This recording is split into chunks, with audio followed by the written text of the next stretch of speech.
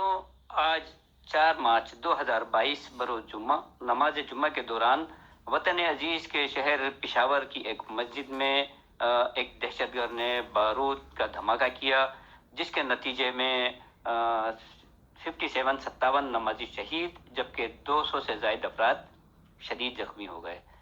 दोस्तों, आज से पहले 27 अक्टूबर 2020 को ही पेशावर के दीर कॉलोनी में वाक़ एक मदरसा, जहां बच्चे दीनी तालीम हासिल कर रहे थे, कोई वतन फरोश बारूद से भरा एक बैग वहां पर रख कर चला गया।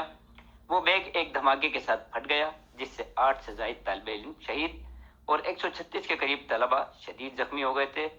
दोस्तों, इस दर्दनाक साने में जो लोग शहीद हुए, जो जख्मी हुए, उन सब की दुआओं की मग़फ़िरत की दुआओं के साथ और जख्मियों की सेहतयाबी की दुआओं के साथ अपने YouTube channel safety with Naeem Yusuf के साथ आपकी खिदमत में हाजिर हूँ। मेरा सलाम और आदाब कबूल कीजिए।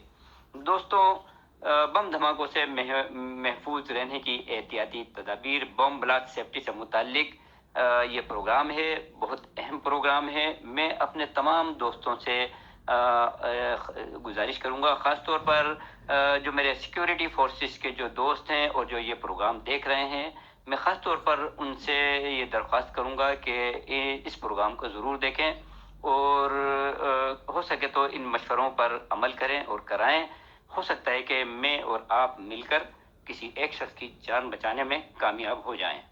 दोस्तों, आप ये जानते हैं कि हमारी ये कोशिश होती है कि हमारे वतन में अगर कभी भी खुदा न खास्ता कोई कुदरती आफत आए, कोई इंसान की वजह से आफत आए या इंसान की गफलत, लापरवाही या कोशिश से कोई आफत आए, तो दोस्तों मेरी ये कोशिश होती है कि मैं फौरी तौर पर आपसे राब्ते में आ जाऊं और न सिर्फ आपको इस आफत के बारे में इसकी तफसीलात बताऊं, इस हादसे की तफसीलात बताऊं, बल्कि आपको इन आफत से अपनी जान और माल की हिफाजत के तरीके भी बताऊं। दोस्तों, इस दर्दनाक साने की मुनासबत से ही ये प्रोग्राम है। हम आपको ये जो एहतियाती तदाबीर बता रहे हैं, इनको आप और से सुनिए और ज़्यादा से ज़्यादा लोगों में शेयर कीजिए। हमारे YouTube channel safety with Naeem Yusuf को सब्सक्राइब कीजिए, बेल आइकॉन को प्रेस कीजिए। अगर प्रोग्राम आपको पसंद आए तो आप इसको लाइक कीजिए। अगर इस प्रोग्राम से मुतालिक आपके जहन में दोस्तों कोई सवाल हो तो आप कमेंट्स बॉक्स में भी सवाल कर सकते हैं। आप इनबॉक्स में भी आकर हमसे सवाल कर सकते हैं। दोस्तों, सबसे पहले तो हम आपको ये बताएं कि आज अपनी तमाम घरों में, दफ्तरों में, इबादत गाहों में, कारखानों में, शॉपिंग सेंटर, तफरीह मुकामात वगैरह में आप सिक्योरिटी का निज़ाम को मजबूत करें। सबसे पहला काम तो ये होना चाहिए कि सिक्योरिटी को मजबूत करें। हर आने जाने वालों की आमद और रफ्त पर नज़र रखें। दोस्तों, घरों, मस्जिदों, इबादत गाहों, दफ्तरों, कारखानों, शॉपिंग सेंटर्स, तफरीही मुकामात, कसीरुल मंजिला इमारात, तिजारती मराकज़ जो कि दुश्मनों के लिए आसान टारगेट्स होते हैं, इन हिफाजती और एहतियाती इक़दाम पर अमल करके हम अपने अहले खाना और सब लोगों की जानों को तहफ़्फ़ुज़ फराहम कर सकते हैं।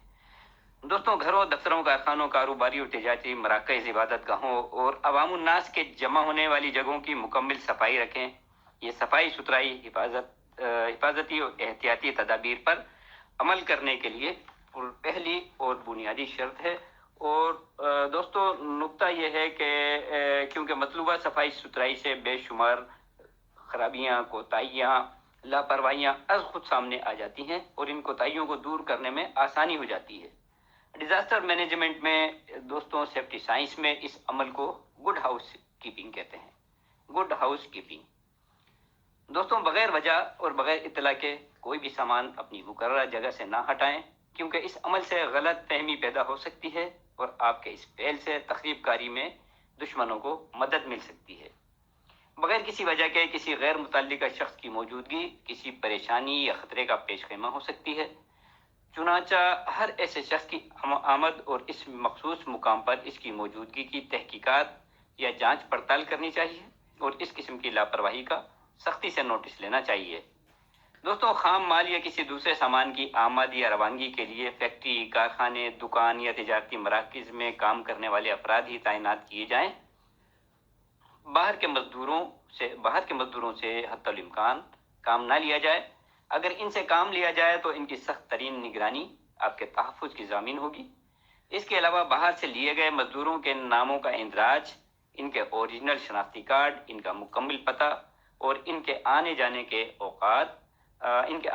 اوقات کا بھی دوستوں اندراج کیا جانا چاہیے۔